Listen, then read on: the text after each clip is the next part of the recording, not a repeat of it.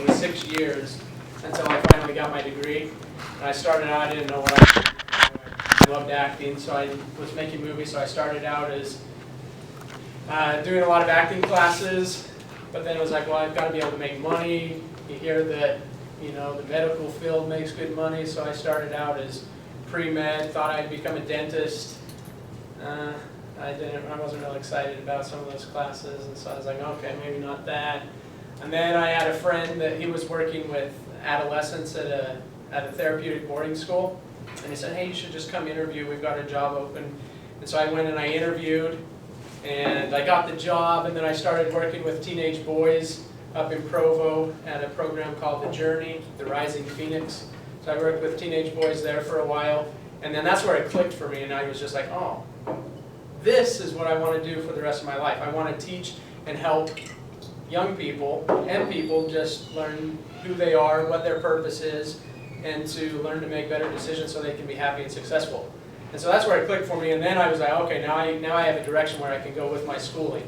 So I found the job and then got the degree for my job rather than get the degree and then find the job. So it worked out backwards for me. So I got the job, so I started out with social work as my degree, and then I switched to sociology, and then I moved to St. George, and Dixie didn't have any sociology or social work degrees, but they had psychology. So I was like, okay, well, I'll do psychology. So I then got my psychology degree and have just moved on from there. So it's been 7 years now that I've been working with adolescents at therapeutic boarding schools. Right now I am the residential director at Recreation Retreat, a therapeutic boarding school for teenage girls. And that was inspired by my sister she had a lot of troubles going through high school. My parents had opened up this school, and so I work with my family, and they all live over in Kanab. And so I lived here in St. George for 5 years, and then just recently, within the last year, moved to Kanab. And so that's where I'm living and working now. I've been working there for 6 years, but I really love it. So how many of you, do you know what you want to do yet? Any of you? You know, what is it you'd like to do? I want to be a mental health therapist or maybe a marital counselor. Okay. I'm not quite sure which. So a counselor. Great. Anybody else? Child psychologist. Child psychologist. Great. Anybody else kind of know? Yeah? You do? IO psychology. What's that? IO. IO? Industrial organization. Great. Amy? Either play therapy or animal therapy. Play therapy. Hear a lot about that from Rahili. Yeah. Yeah, he loves that. That's great. So yeah, so some of you might not know, have any of you worked with, in the field yet? With anybody? So that could be in psychology or anything? Sort You of. have? I worked as a CNA and I worked in the Alzheimer's ward. Okay. So Great. Yeah, so there's so many opportunities to do it, and you just play around, you find out what clicks for you and what it works for. And so if you don't know why you're in psychology, you're just kind of in psychology just because it sounded funny, you kind of like the information, but you're not for sure what you want to do. Hopefully what I teach tonight and some of the tools that I give you will help you in your journey to find out who you are, what your purpose is, so that you can live your purpose. Because I believe that every single person is placed on this planet for a reason. We're here for a reason, we have a purpose. Everybody is made different so that we can make a difference in the world. And that's why we're all here. So we kind of grow up and we're told, you know, how to live, what to look like, how to dress, what our body type should be. You know, you just go to you watch the movies, you go to the stores, you see the magazines, and we're told and shown the ideal, you know, what it is to be normal.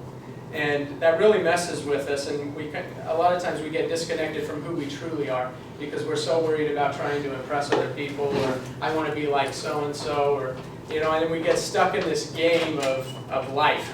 And so my purpose is to help people come back to themselves, to quiet the mind, to disconnect from all this stuff that's around us, and to connect back with who I am and who you are, truly.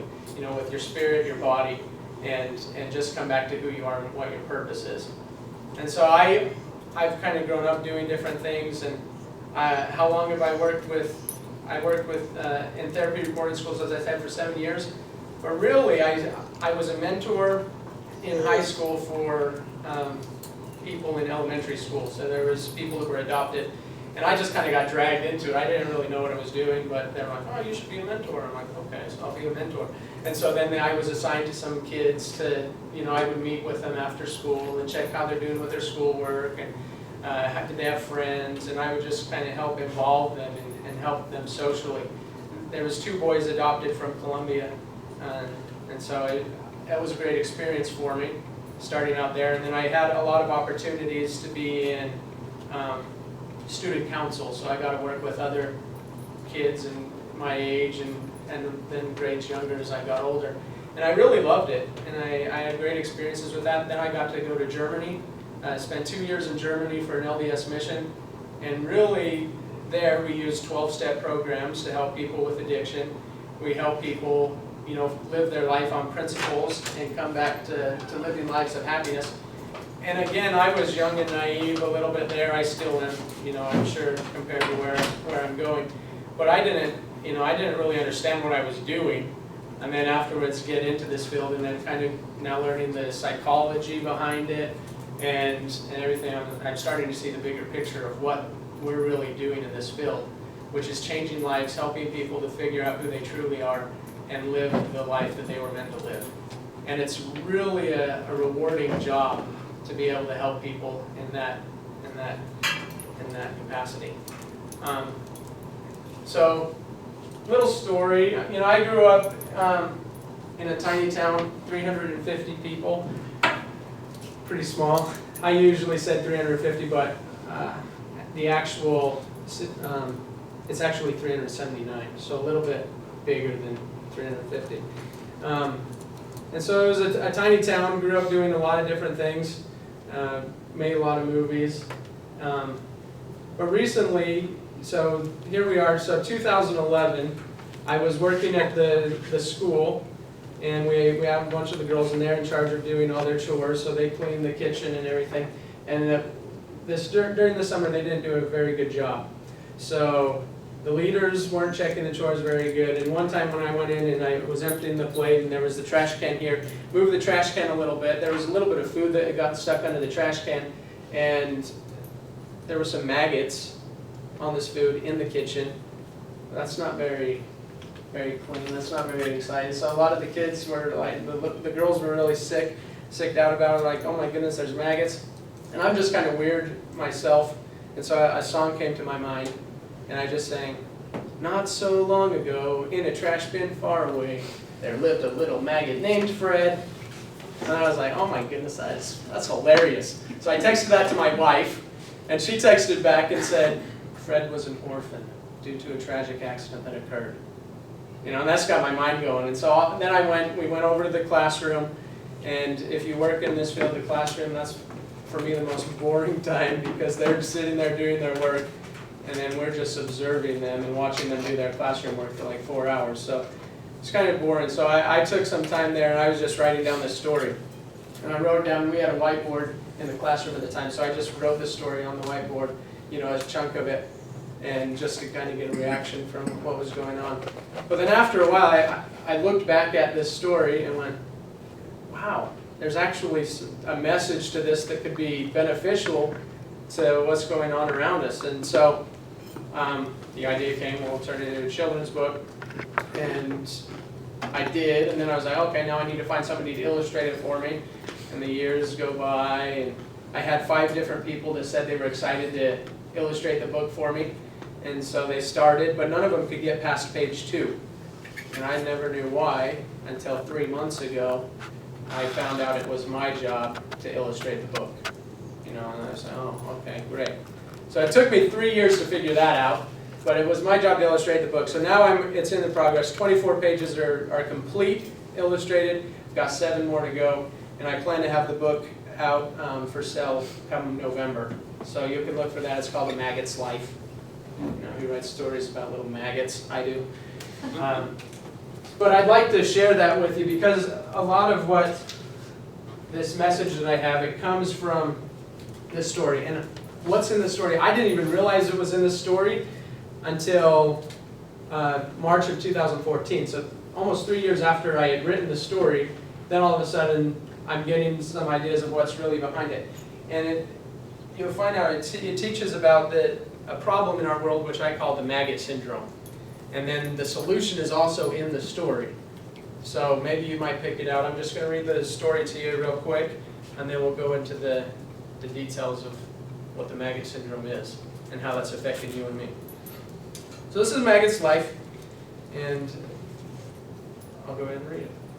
Not so long ago, in a trash bin not so far away, there lived a maggot named Fred. Fred was an orphan due to a tragic accident that occurred while he was just an egg. This is how the accident came to pass. Fred's parents went out for a night on the town. They kept their eyes open to find a delicious dinner. It didn't take long for them to find what they were looking for.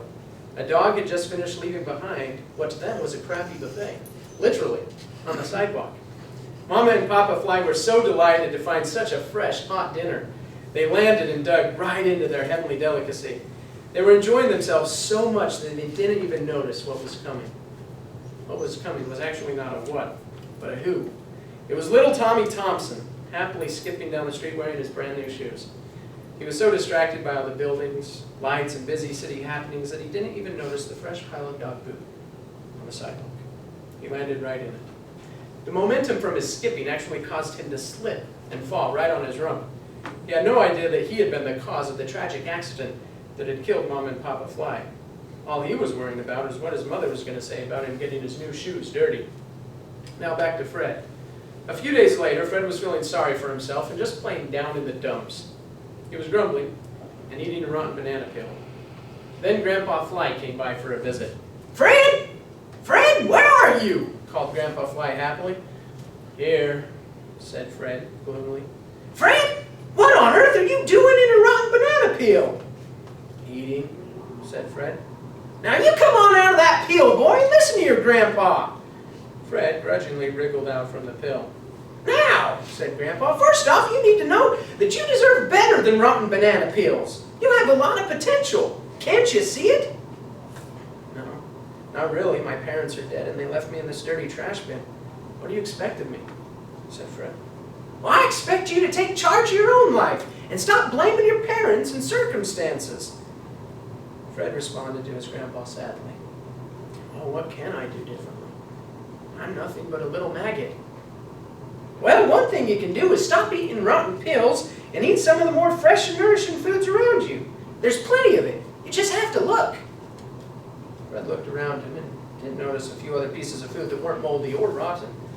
"Fred, you may not see it, but I see a bright future ahead of you. I see you flying above your circumstances and making a great life for yourself and your future family. You just have to want it and believe it yourself. You can do it." And with that being said, Grandpa Fly flew away. Grandpa Fly's words really got to Fred, and he started to feel motivated to make a better life for himself. So he moved off of the banana peel and began to nibble on a piece of bread. After a while, he became tired. As he drifted off to sleep, he thought about the things Grandpa Fly had told him. While he was sleeping, a transformation was taking place. He turned into a pupa, where even more changing was occurring on the inside. A while later, Fred woke up. As he stretched, he noticed something different about himself. It was easier to move around. He looked down and realized he had legs. And what were those things on his back? They were wings. They were actually wings. He couldn't believe it, but there they were. The words of Grandpa Fly came back to him. "I see you someday flying above your circumstances and making a great life for yourself." If he had started to believe what Grandpa Fly had said earlier, he really believed it now. He started using his wings right away and practiced flying from one end of the trash bin to the other. When he had built up enough confidence in his new flying abilities, he flew up and out of the trash bin. And he did make a better life for himself. Instead of following in his parents' fly prints and seeking out crappy situations, he avoided them. He also moved to a better part of the city. His new place of residence was behind a very famous restaurant called Kisa Manana's. Instead of eating rotten banana peels, he was enjoying steak, chicken cordon bleu, grilled salmon, and many other delicious foods you and I enjoy eating. Later in life, Fred sat his little maggotlings and flylings down and told them why his and their life was so great. "One day your great-grandpa Fly came to me and told me that I could do anything. He told me that my circumstances didn't define me and that I had a choice. I could rise up and make a great life for myself if I wanted to, and I did. I am forever grateful for the things my Grandpa Fly taught me. Now I'd like to pass them on to you as well. Always remember, never to blame other people or your circumstances for where you are and who you are. You have a choice. The choice is yours to rise above your circumstances and take control of your life. You can be whatever you want to be and have whatever you want to have in your life. All you have to do is believe. The words of Grandpa Fly can apply to you and me as well. Whenever life gets hard and you feel you can't, just remember, you can do anything.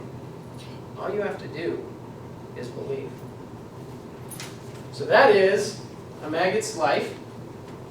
And now look at the deeper messages of what's going on. So there's a children's book, and that's about done, but then there's also going to be a parent's part of the book. So there's going to be a companion book for the parents to help the parents. Here, I'll just send this, and then if you want to take one and pass it back. So this is so you can write it down, remember it. Because this, spread this message. Because as you learn this tonight, you'll start to see this all around you with yourself and with other people that you know as well. I don't know if there's enough there, but here's some too if that's not enough. So, fun little story that just happened to write that just came really quickly. And then later I find out that there's these other things in it.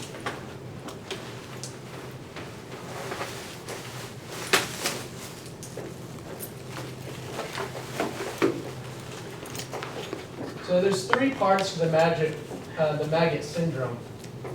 And all of these are based in fear. Because there's 2 ways of living. You can live your life by fear, and you can live your life by love. And so this one is based in fear. So if you think about the story, go back to Fred. He's in the trash bin, and Grandpa Fly comes to visit him. And Grandpa Fly says, why are you doing this? What are Fred's first responses? What does he say? If you remember. I don't know any better. I can't help it. I don't know any better. I'm an orphan. So what's he doing here? What are those comments? He's putting himself down. He's putting himself down. It's the world's fault. It's this situation. So he's putting himself down. He's nothing but a little maggot. He's blaming other people. So he's blaming his parents. He's blaming the trash bin. He's blaming himself. And that's the first part of the maggot syndrome, is blame. Because I truly believe that all of us in life, we want to be happy. We want to be successful. We want to find joy. And we want to be at peace. I truly believe that. It doesn't matter who we are or where we are in our life. Ultimately, we want to be happy. And so sometimes we're put in situations where if we're living by fear, I think, if I can just get you to take the blame, then I'll be happy because now everybody's looking at you and you're the problem, and I can feel better about myself. So start to blame and think about all of the lawsuits that we have going on in our world today. Really, it's blame. That's really what it is. You hear about, one of those famous ones that we most talk about a lot is the guy that goes to McDonald's, spills some coffee on his lap, and then sues for burning himself, right? And it's like, what? It was hot coffee. Of course, you spill it, it's going to burn, but no, it was McDonald's fault because of for whatever reason. I don't know if you heard about the time this guy, he broke into this lady's house and was stealing, and then tripped over something, broke his leg in the house, and then sued the lady for breaking his leg while he was stealing her house. I don't know how stuff like that happens, but it happens all the time. And again, it's like, well, if I get that money, if I can get, then I can feel better about myself. Does blame work long term? No. So ultimately, you know, I win the lawsuit, I get the money, great. I'm still miserable. Okay, well, let's watch TV. Let's, you know, go and you see these commercials, these beer commercials, and you see all this stuff, and then it's like, well, they look happy, or I just want to be happy. You see people in different situations. You watch movies, and you see people in the movies doing certain behaviors, and they look happy. You're like, well, I want that. I want to be happy. So I'm just going to do that, what they're doing. And so if you, Fred in the story, where was he? What was he eating?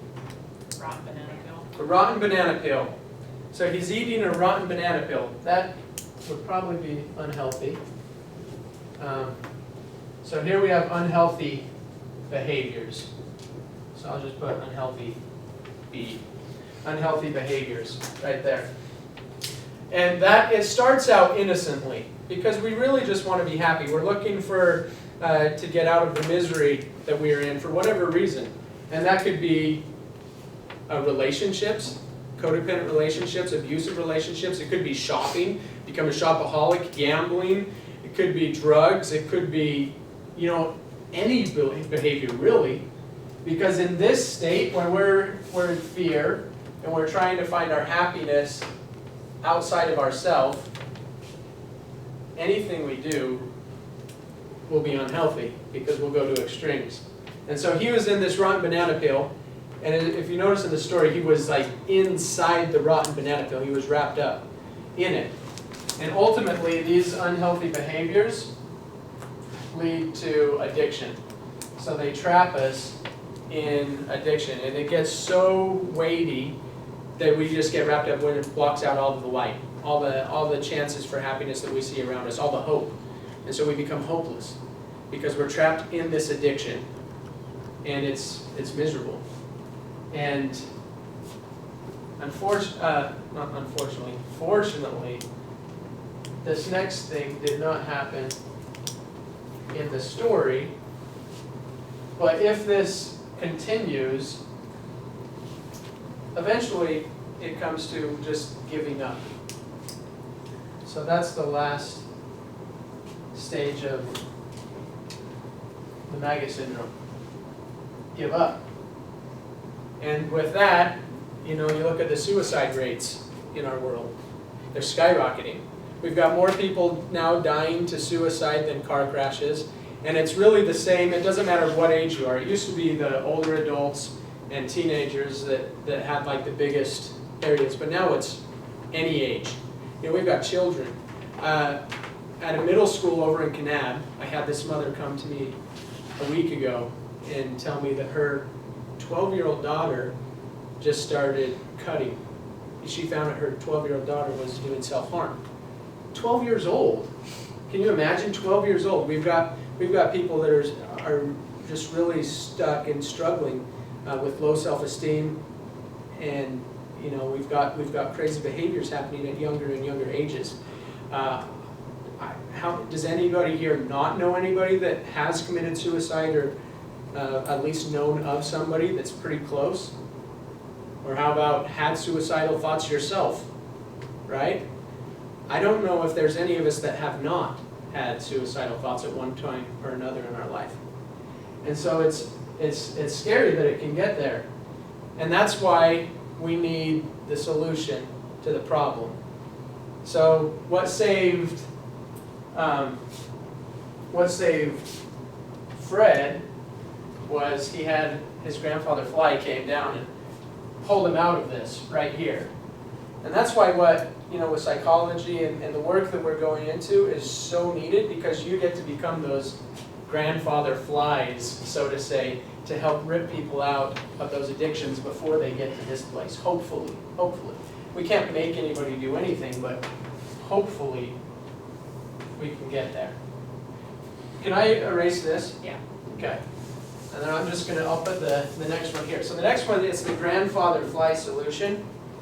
It's also in this book, crazy enough. So I'll just call this the GFS.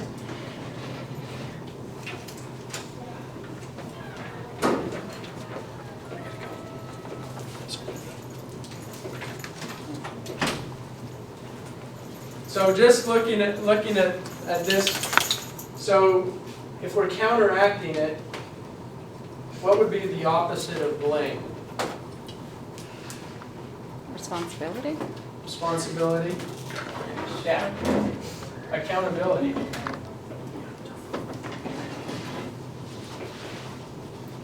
So that's the first part. And again, this one is based in love.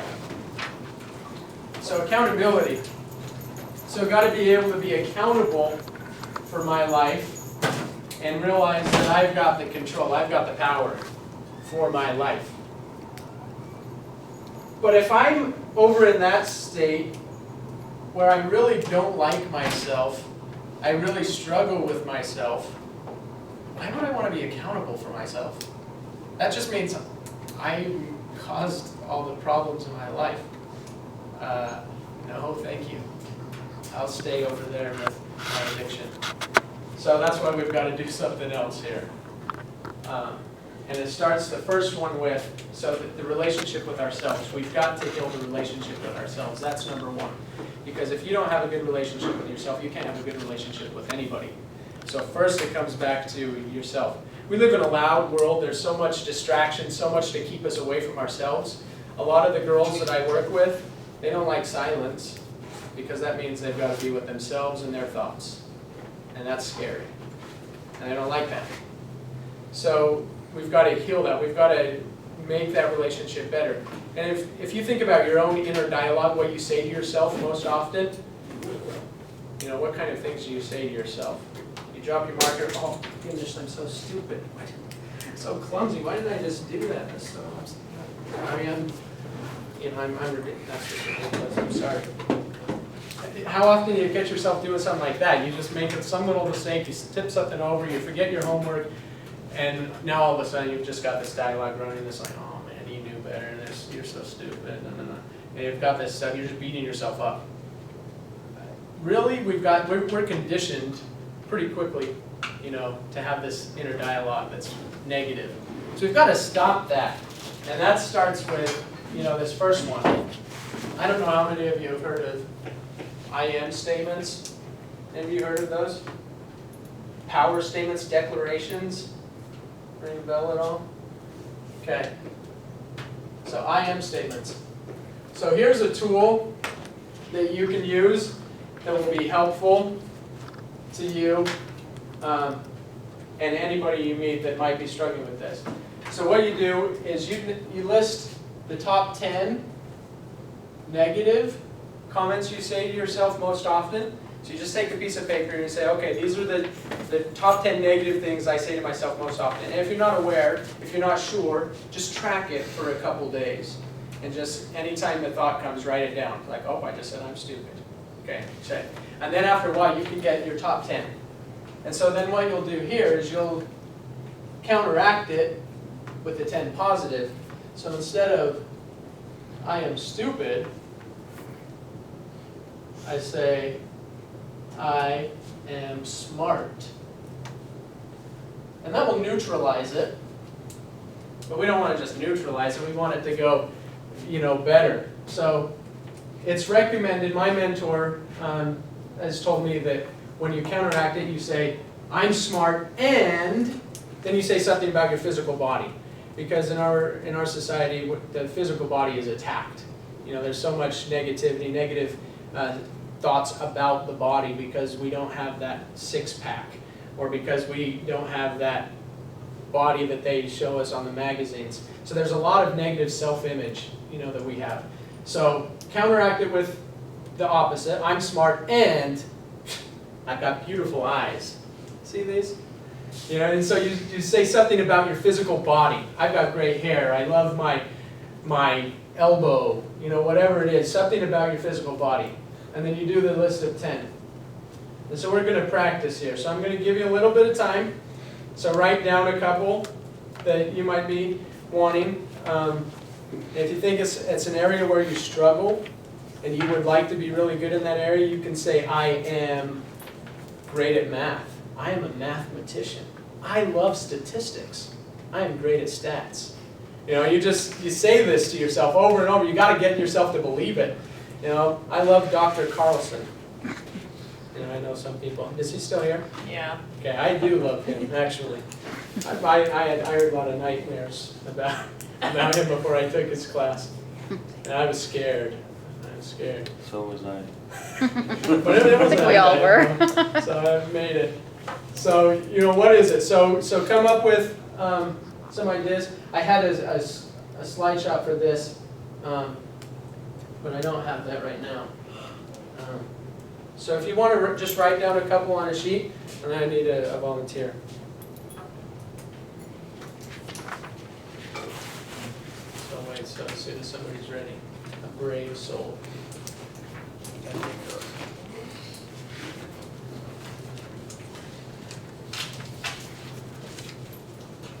Oh, we've got a volunteer. I'm volunteering for the door. All right, this is for you.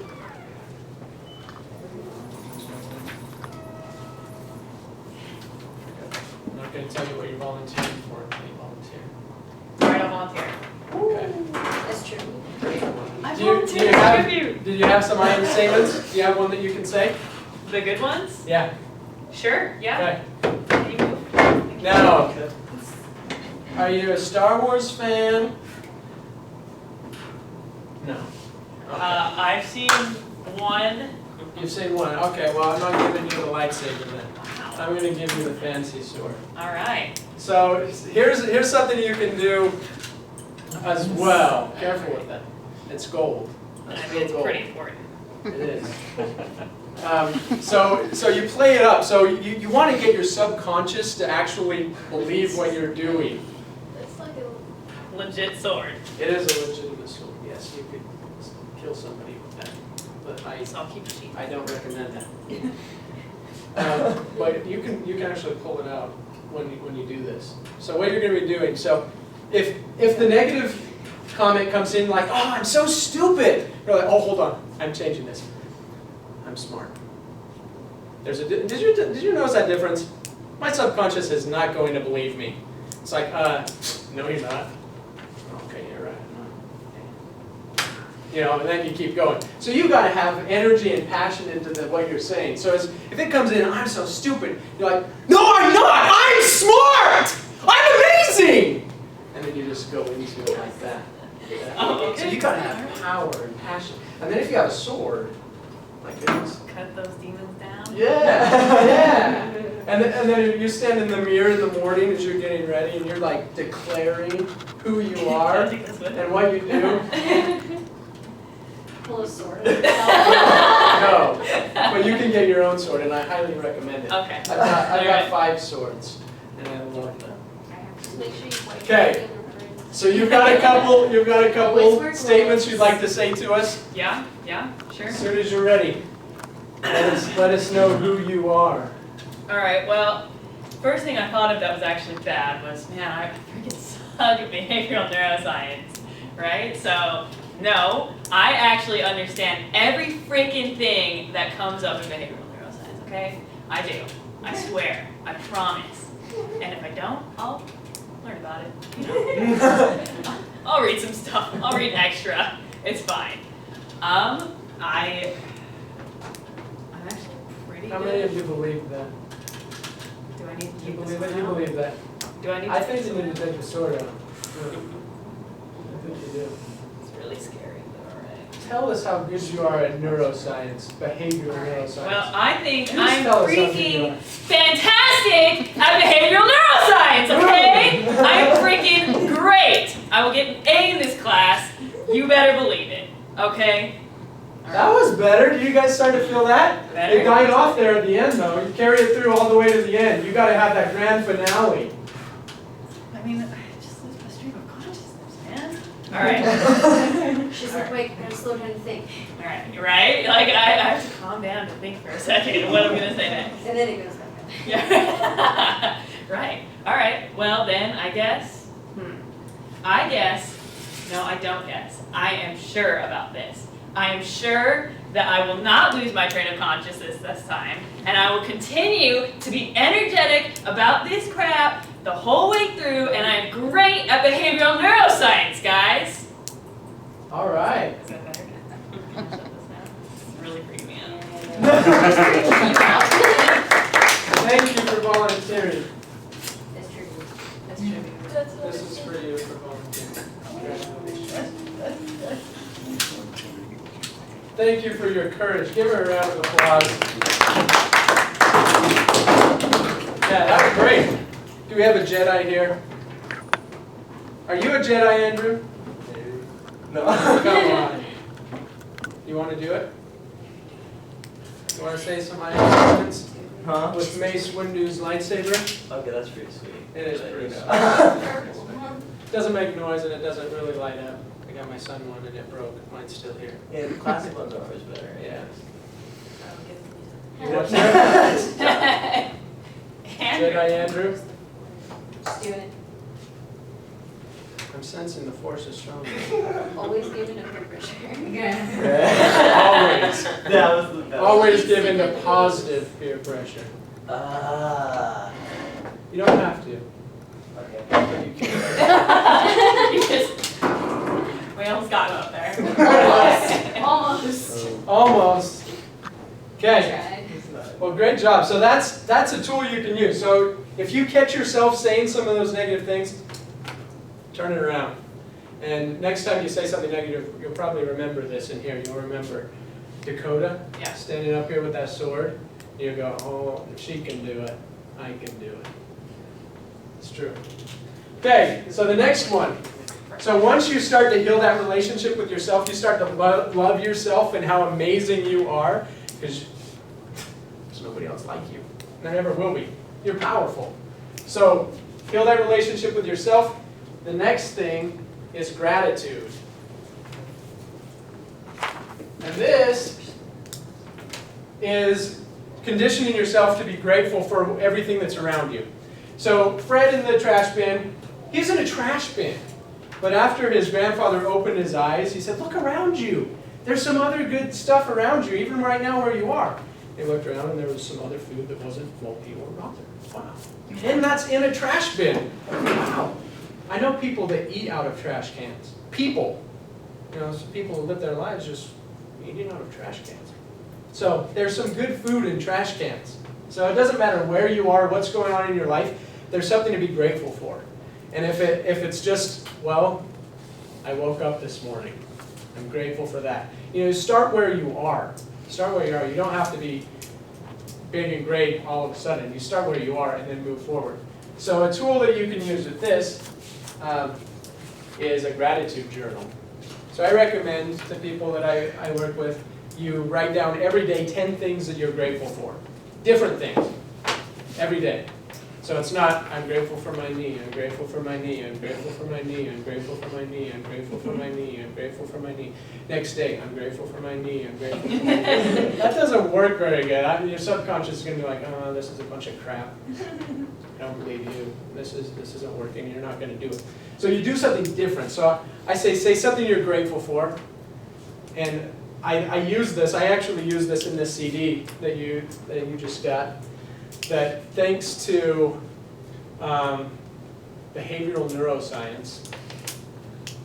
Imagine that. Are you taking it online? Yeah. From Pawasha? Yeah. Yes. I love her. So I took it online from her and then start learning about how hearing and how we hear and how the brain interprets the vibrations and how we hear. So I learned about these little hairs on the inside of our ear that's in there. And I didn't know those little hairs existed. But because of that, I was like, oh, the vibrations come through, they hit those hairs, the hairs vibrate, and then it triggers into the brain, and that's how we hear. And so it's like, well, now I'm grateful for those little hairs in my ear. Because as you learn, you'll start to see more and more things to be grateful for. So you start out small, and it'll be, I am grateful for those little hairs in my ear because it allows me to hear amazing music. And then you say whatever your favorite music is. And then that's, you know, then your body resonates with that better. It's like, oh yeah, you start to feel the gratitude.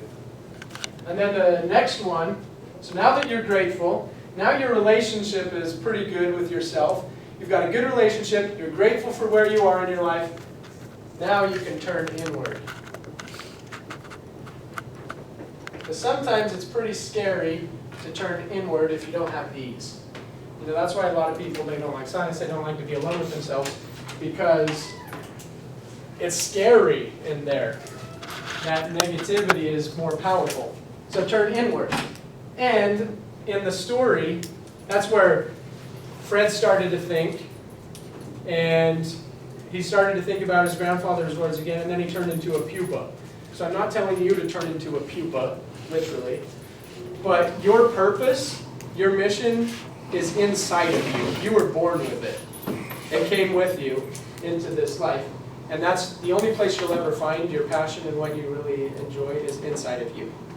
So your wings, you know, as some people say, every time a bell rings, an angel gets their wings. I don't believe it. They already had their wings. Their wings are in them already.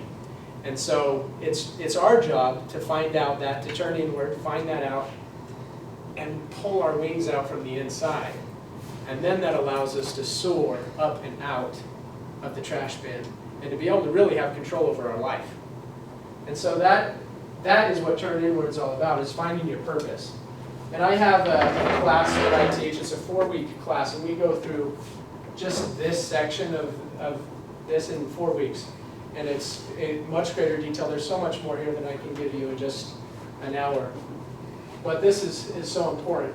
So now you can take accountability for your life because you've got this taken care of. You have a great relationship with yourself. You're grateful for where you are, and you know what your purpose is. You've got a passion that you can then move forward and achieve that. Which then leads us to this one, which is just the opposite of this. So now instead of unhealthy behaviors, we're doing healthy behaviors. And some of them might be the exact same thing we were doing before.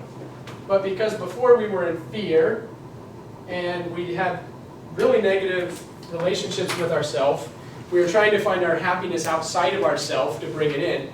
That never works. That never works. You got to find happiness inside of you and bring it out. And so now that you are in love with yourself, you've got a great relationship, you know your purpose, now you've got healthy behaviors. And relationships, that's a key to life. But because of where I was here with fear and blame, any relationship I was in was unhealthy because my relationship with myself was unhealthy. But now because I understand the little things differently, I've got a healthy relationship with myself. Now my relationships with others can be healthy. And so that's what we do with working with people too, is first help them, focus on them, heal that relationship, and then it heals other relationships as well.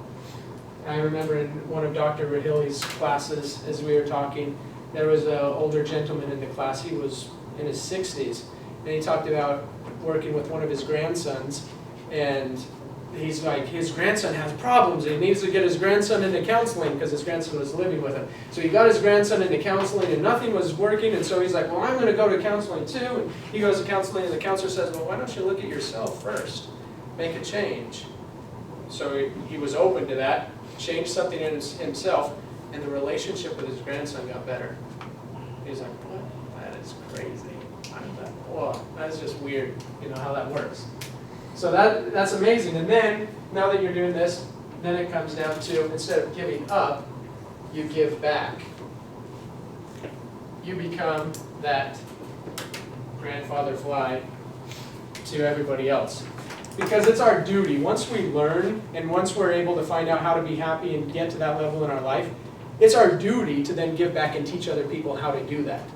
And you find that you learn a lot more by doing that than you learned by going through the process yourself. So you always learn more than you give. You get more than you give.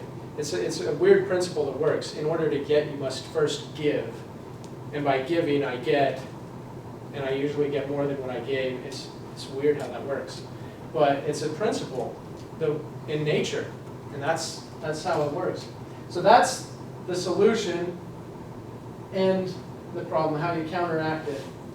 And I just hope that all of you, as you're going through your schooling here, that you will have a great relationship with yourself. Really love this time that you have here. And find out what your purpose is. Maybe your purpose isn't psychology. You're just here for who knows why.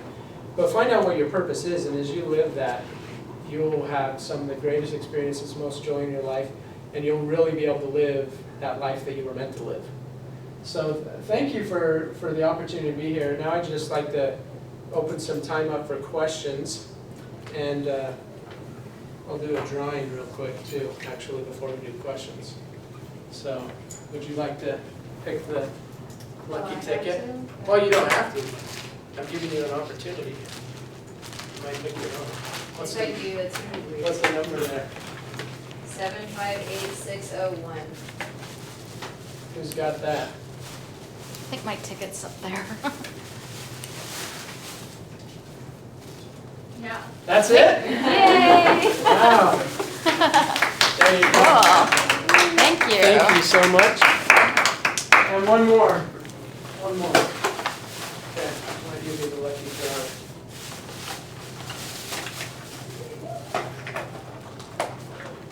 Seven, 8, 5, 9, 7. Right there?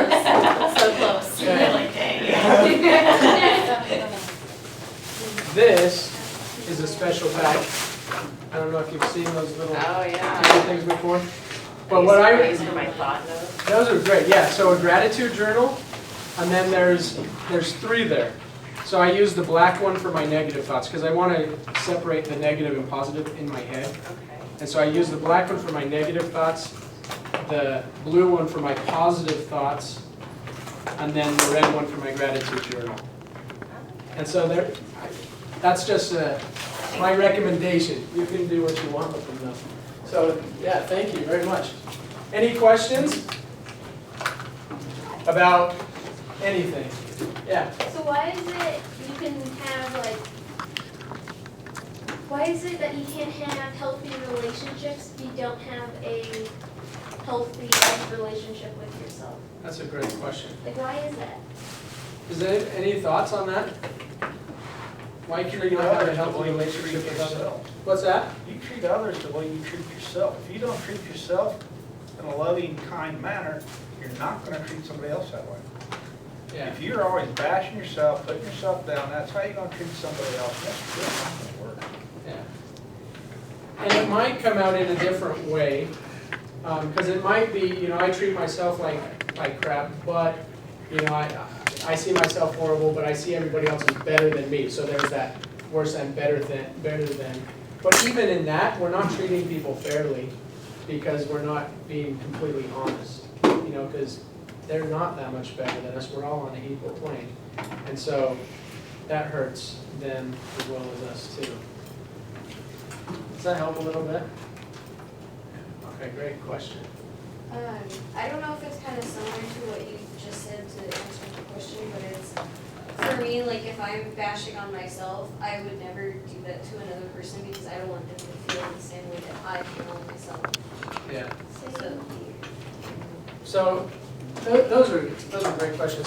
And so with me, I struggled with low self-esteem a big part of my life. And I didn't really start to crack out of it until I started working with youth. So I was 22, 21 years old, and then I finally started to heal the relationship with myself. Because I was very strict with myself. If I made any little mistake, that wasn't okay. I had to be perfect. Okay, I couldn't make any mistakes. I'm the oldest child in my family, an oldest grandchild on one side. I have 4 younger sisters. I'm their big brother. My parents were dependent upon me to take care of my sisters. And if I had any mistakes, then that would let my mom down. And so that was really, hard. So I had to be perfect. And I lived my life that way. I couldn't make any mistakes. And so I would put on this big, nice mask that, I'm perfect, I'm great, life is good, but inside I was miserable. And that wasn't working out very good. And I felt disconnected from people. I felt isolated. And like I didn't have any friends. I couldn't connect with people. And so that was a huge learning thing for me to realize that by letting people see that I'm a person, I make mistakes, all of a sudden I was able to relate with and connect with people better. I had better relationships. I had more relationships. And I felt so much better. And it was all about just putting those walls down and being vulnerable. Saying, oh my goodness, I'm human too. I make mistakes. And that made a huge difference in my life. by doing that. I actually have a question. Yeah. Do you believe that, like, do you think that if someone has gone through like a metaphorical hell, like a lot of stuff has happened to them to make them have a bad relationship with themselves, do you think that they, from their experience, can help people who are in that same state? Absolutely. So I've heard it said that your mess is your message. And I love that quote. So your mess is your message. So the areas that you struggle most, that you can then use, once you heal from that, that then can become your purpose, to help other people. And that's awesome. So I was just with a group of 33 young ladies today where I work. Where do And you work? it's Recreation Retreat.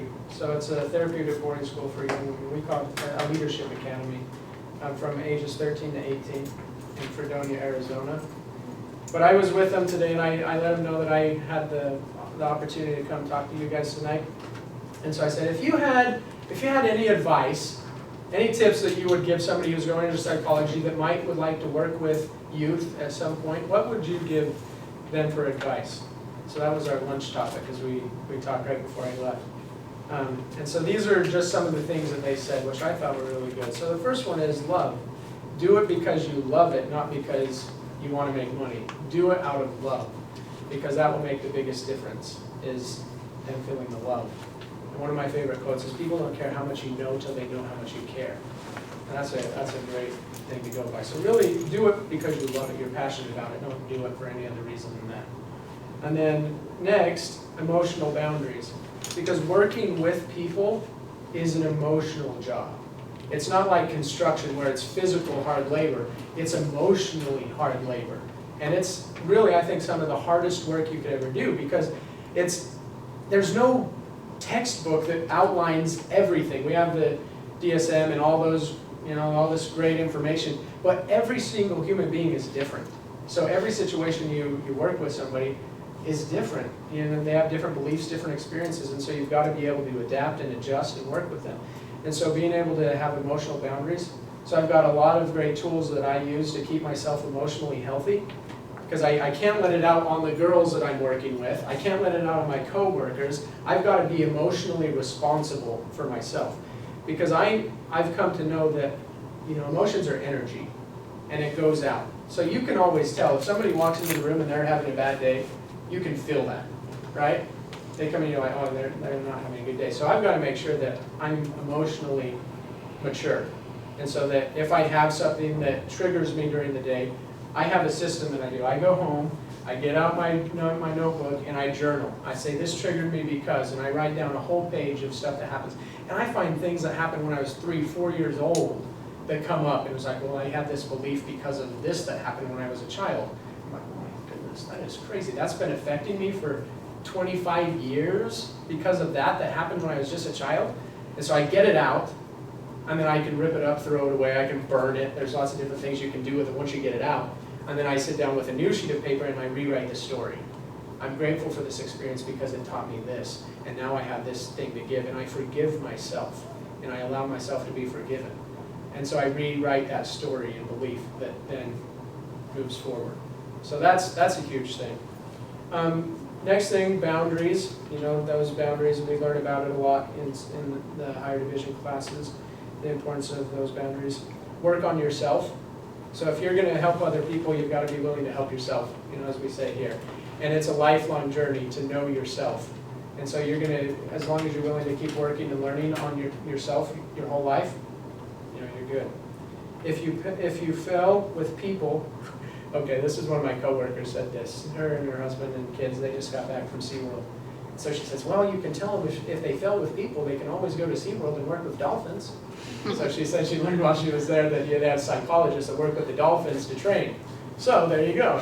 If people doesn't work for you, you can go work at SeaWorld. Confidentiality, open up, get a lot of sleep, take a serious look at your own life, and work on yourself your whole life. So those are a few tips from... I just had one quick question. Yeah.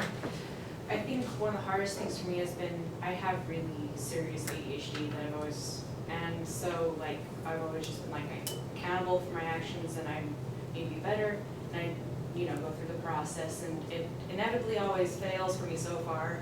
And so then I beat myself up because I'm accountable for myself, and then we're like, oh no, you have a disorder, so it's the disorder's fault, and then and so I try to balance that, and then, I go to the workplace, and it's like, hey, I need a little help being, explain this because I have ADHD, no, you are responsible for this, and then it's like, other people don't understand this, so that's their fault, and then it becomes difficult to, find where I should fix it.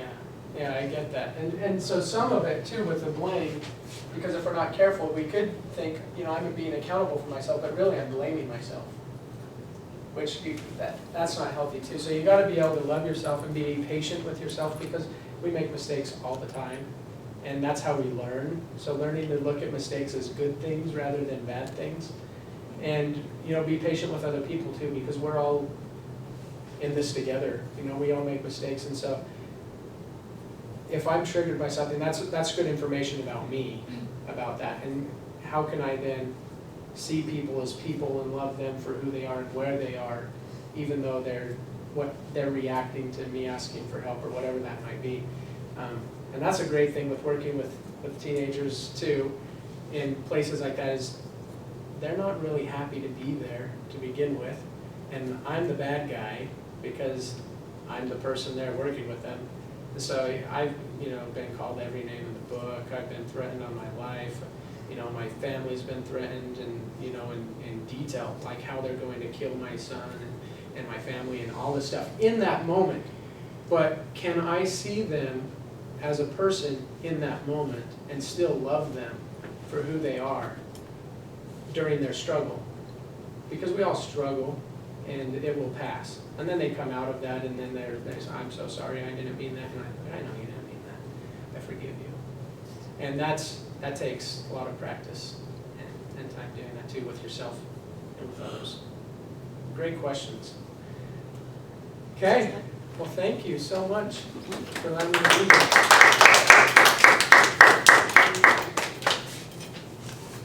One more information is I've got a YouTube channel.